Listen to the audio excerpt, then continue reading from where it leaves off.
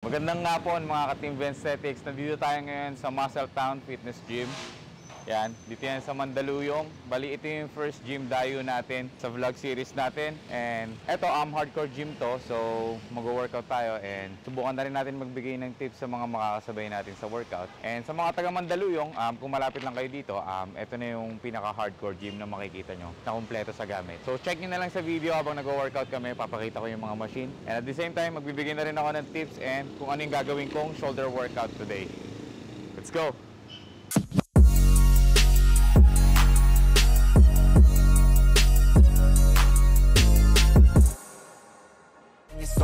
Stay consistent and do it every day. Don't let fatigue get in your way. Tara, sabay ka na. Shoulder ako. Hindi, tapos na ako. Tapos ka na ba? Parang ayaw mo lang mag-workout eh. So, meron tayo na unang tarpaulin dito dati. Ganito kalaki yata yun. Kaya nilakihan lalo nila. Wow. Two-scoop tayo ng BCA. Most studied supplement, creatine. Shit, nawawala yung ano ko. Ayun. So, if beginner ka, kung merong supplement na dapat mong bilhin, kung gusto mong mag-build up ng muscle mass, kung isa lang gusto mong bilhin, creatine.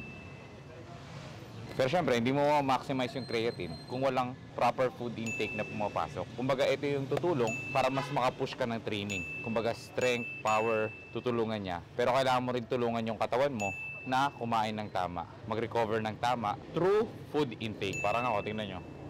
So, laging may baon. Then it's better than nothing. You better do something. Olympia 2023, Muscle Town Gym. So ayan, sa mga nagtatanong sa akin saan ako ma-order ng karne, dito lang yan sa MPG Meal Plan. So meron din silang customized meal plan, depende sa goal nyo or depende sa gusto nyong pagka-customize ng meal plan nyo every day or every week. Message nyo lang sila, search nyo lang MPG Meal Plan. Mas na-enjoy ko yung pangalawa. Kasi yung una kasi parang nangangapa ako sa gagawin ko backstage. Siyempre, nasanay tayo na may alalay ng coach dito sa Pilipinas. Laging merong, pag may kailangan ka ng ganito, mabilis, one click na. Kailangan ko ng ganito. Doon kasi solo eh. Solo ka lang backstage. So, lahat trabaho mo, pati tingin sa sarili mo, trabaho mo. Eh nung second try, alam ko na, expected ko na ganun mangyari. So, prepared na yung utak ko na talagang kailangan. Ano lang talaga, ako lang talaga yung mindset ko na. Kumusta yung transition mo from Coach Jeremy to Cuts?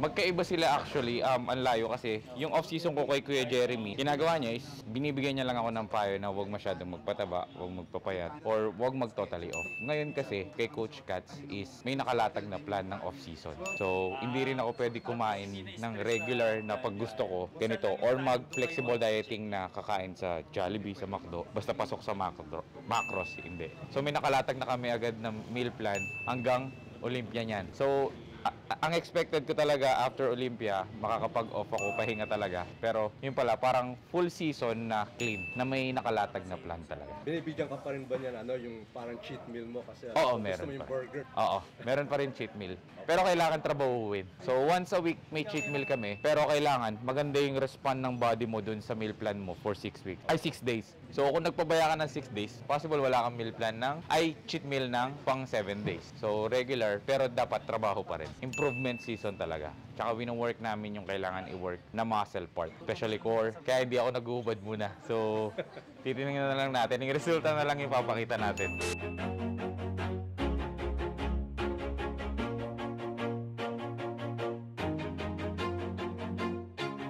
Hindi, sa harap. Dito. Yan. Raise, front raise. Front raise, labas. Front raise lang, front raise. Yan. Squeeze mo tong scapula. Yan. So dito sa movement na to, so mapapansin nyo na kung merong may naiipit or may discomfort. So huwag nyo nang gawin yung movement na yon, or at least i-warm up nyo or mag-activate kayo ng muscle na kailangan i-activate para mag-balance. So pag may imbalance na feeling, i-focus nyo pa rin yung warm-up or stretching. Ito yung mostly na nakakalimutan sa shoulder. Pinaka best advice is activation talaga ng rear delts bago kayo mag-umpisa para at least ma-maximize nyo yung blood flow dito sa area. Pwede kayong gumamit ng dito ng cables or resistance band. Mararamdaman nyo dito pag ginawa nyo ito, magtutunugan yung yung mga ligaments nyo. So before tayo mag-start ng workout, kuha nyo na yung range of motion nyo. Kumbaga, hindi nyo na kailangan gumanon. Kapag ka rear delts, short movement lang. Yan. Swing out lang. Yan. Hindi nyo kailangan mag-squeeze ng traps. Kasi usually yung nangyayari is dito na sila kumukuha ng power source instead na dito sa rear delts. So sayang yung movement. As much as possible, flat back. Yan. Flat back lang. Tapos parang may aabutin lang kayo sa gilid. First exercise natin, side lateral. So gagawa tayo ng 2 warm-up set na 6 to 10 repetition. Isang top set and isang back off set. So top set, ito yung pinaka-heavy natin, and then yung back off, bababa lang tayo ng 20 to 30% dun sa binuhat natin na top set.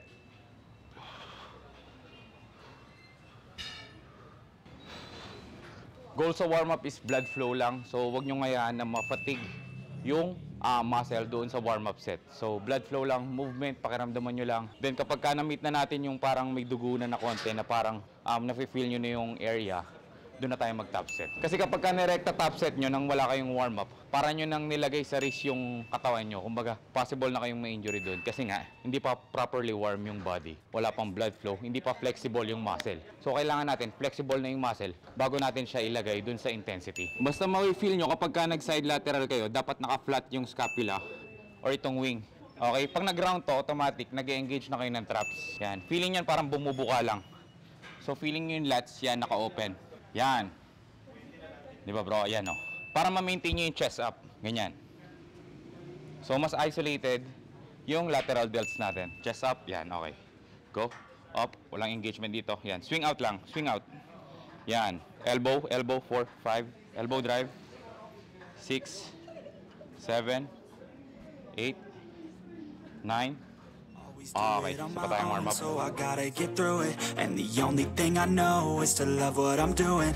Top set tayo, gagawa tayo ng 14 to 17. Make sure controlled, hindi sobrang bilis, hindi sobrang bagal. Ano ba, kaya nyo pang makadalawa? Okay na, stop na. Okay. Kailan to? 14 to 17. Taas, taas. Yan, taas. Elbow drive. Elbow drive. Dropping forearm. Yan, go. Taas pa, taas pa. Never give up, never slow till I finally prove it. Never listen to the no. Last one. Okay. Then back offset tayo. Sa back offset, 17 to 21 repetition to fail. Mag-fail ka na ng 18, okay na yun. Fail ka ng 17, okay na yun. Pero mas magbababa tayo ng weight dito. Galing tayong 40 pounds. Siguro, pwede tayong mag-35. Basta goal nyo sa working set is lagi nyong pahirapan yung muscle. Tapos huwag nyong pahirapan yung sarili nyo, yung muscle mismo. Kumbaga, bubuhatin mo, yung ramdam mo pa rin yung muscle. Kasi kapag ka ganitong repetition na medyo mataas, sa starting ng 1 to 5 repetition, parang sobrang gaan ng dumbbell. Tapos pag umabot kayo ng mga 10 to 15, doon na siya mag-start mag-burn eh. So, huwag kayong mainip doon sa execution. Yung iba kasi nangiinip, kaya nagpo-progress agad ng sobrang bigat. Tapos, hindi naman na nila maramdaman yung muscle na kailangan nilang i-target.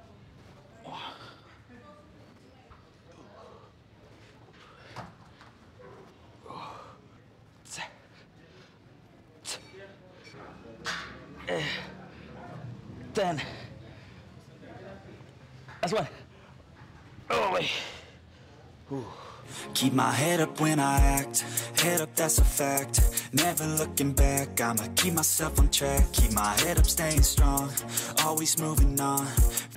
Next exercise natin, machine shoulder press. So, pwede kayong gumamit ng mga plate loading or itong machine na mismo na may plate na. So, same approach, 2 warm-up set, 2 working set. Pero kung hindi nyo na-feel yung warm-up set, tingin nyo may blood flow na dun sa area, hindi nyo na kailangan mag-working set, so recta top set agad. Pwede nyo gawin. So dito, gagawa tayo ng 1 warm-up set lang. Tapos top set and back off set agad. So mas mabibilis matatapos yung natin, yung program natin. At the same time, less fatigue, pero mas mataas yung microturn na makukuha natin. Kasi nga, yung workload, mataas. Yung intensity, mataas. Pero yung volume, pinaikli natin. Nice. 10 lang bro. What? Nakailan ka? 10 lang. Feel I don't belong. Tell my thoughts to move. Come on. 7. Last 7. 1. 3. Dito ko lang nasa rin sa 3. Up. 4. Last 3. Last 1. Nice. Hangin. Hangin. Hangin. Up. Come on. Push. Push. Okay. Good. Nice one. 1. Nice. Control konti. 2. 3. 4. 5, 6, nice. 7, 8, come on. 9, come on. 10, last 4. Last 3. Come on.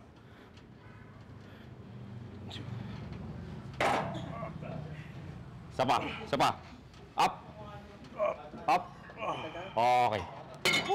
Yung from the start ng repetition, parang madali. Pero pagdating mo na dun sa range nung pa-10 na, biglang parang dumodoble yung bigat. Diba? Doon ka na nag-struggle. Nag-struggle na ako Oo. after 10. So huwag kayong ma-tempt dun sa weight na feeling nyo hindi nyo ramdam. Gawin nyo muna yung repetition, pakiramdaman nyo yung muscle para mas ma-isolate nyo. And i-make sure nyo yung movement nanggagaling dun sa muscle, hindi sa other muscle. Yung accessory natin like arms, tricep, dapat hindi dun manggaling. Sa approach na to, ang mahihirapan lang kayo is, at least bigyan nyo muna yung sarili nyo ng 2 to 3 weeks. Kapain nyo muna kung ano yung range na papasok doon sa repetition, doon sa top set tsaka sa back offset. Kasi for sure, from the start, para manganga pa kayo na, ay sobrang bigat pala, ay sobrang gaan pala. Off season. Parang 5th week ba? 5th week post-show? Olympia post-show?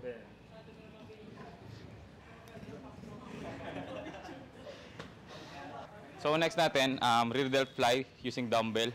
So pwede kayong gumamit ng incline bench or pwede rin naman kayong mag-machine kung mas prefer nyo yung machine. Pwede rin naman to. So gagamit tayo ng bench para at least hindi tayo mag-create ng tension dun sa lower back. At the same time, mas makapag-swing out tayo ng, ng arms. Ito, so level lang.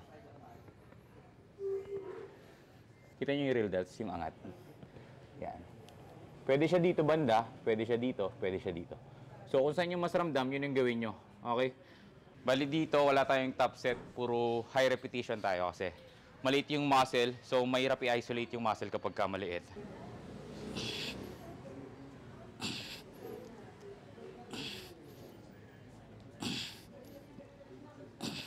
Habang nag-struggle yung muscle, yung range umiikli na. Yan. So kapag ka-struggle na yung muscle, di ba dito, ito yung full range mo, struggle ka na maabot to. Yung iba kasi, kahit struggle na angatin to, gagawin nila. Pipilitin nila. So mag-iiba na yung form, automatic magsuswitch na yung tension. So, sayang na yung exercise. Tuloy nyo lang yung range kahit umiikli. Yan, paikli ng paikli. Hanggang mag-fail. So tips dun sa rear delts, high repetition, sundan nyo lang yung range na kaya as long as na-isolate nyo yung area.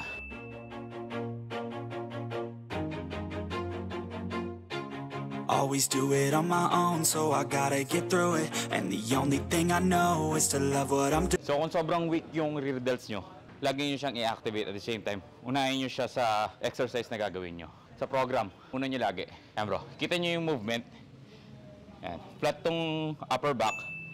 Yan. So nag-move lang is yung mismong arms niya. Okay lang mag-bend tong elbow Hindi kailangan totally straight. So, pwede siyang mag-bend. Semi-lock. Yan. Okay.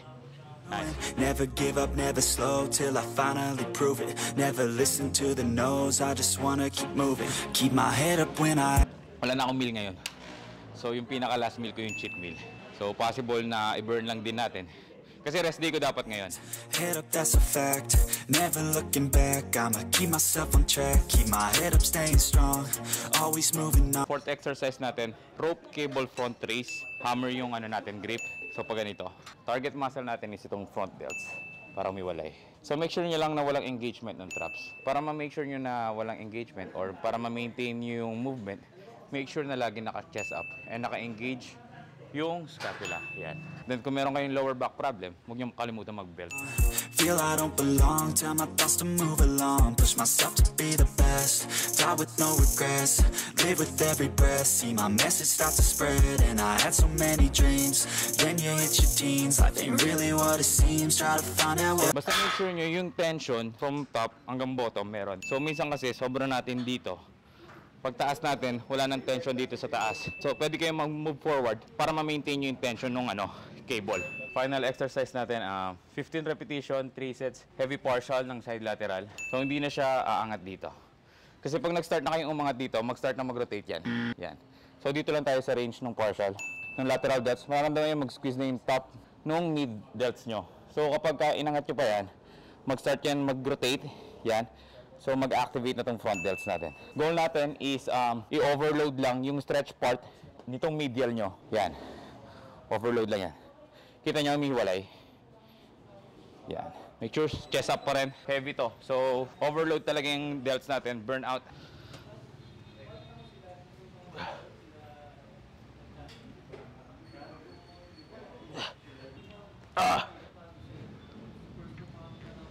Okay. 25 or 30. Make sure nyo na heavy talaga. So, kusa rin yan. Same nung approach dun sa rear delts. Yung range, kusa siyang iikli abang nahihirapan na yung muscle, abang nagpi-fail. Hanggat di nyo na-meet yung 15, push nyo yung sarili nyo. Drop. Drop elbow. Drop elbow. Drop elbow. Drop. Oh. Full movement lang ng deltoids. Yan. Move mo lang. Yan. Yan lang. Drop elbow. Huwag nyo lalagyan ng tension yung bicep Eto. Huwag ganito. Full drop. Okay. Yan. Ayan. Yan. Yan. So sa bodybuilding or sa pag-build ng aesthetic look, ang goal natin is i-isolate lang yung muscle. Okay? Hindi natin goal na buhatin lang yung weights. So goal natin, pahirapan yung target muscle para siya yung mag-grow. Pinaka-basic knowledge naman dito sa lifting, as long as nakaka 5 to 30 repetition ka, nahihirapan yung muscle, magkakaroon pa rin ng micro tear. Pero meron kasi tayong tinatawag na adaptation. Kaya yung iba, nagpapalit-palit ng variation ng workout. Like yung iba, dumbbell muna, tapos kapag na-adapt na yung dumbbell variation, mag-switch naman sila ng cable or ibang exercise, pero same target muscle. 1, 2, 3. Okay. So kung gusto nyo naman ng ayaw nyo ng ganyan, medyo nahihirapan kayo, pwede yung ganito. Ito, nakikita nyo naman siguro to. Sige, go. Sige, angat mo. Angat. Pigil. Pigil. Pigil pa. Pigil. Drop lang yung forearm. Pigil. Chest up.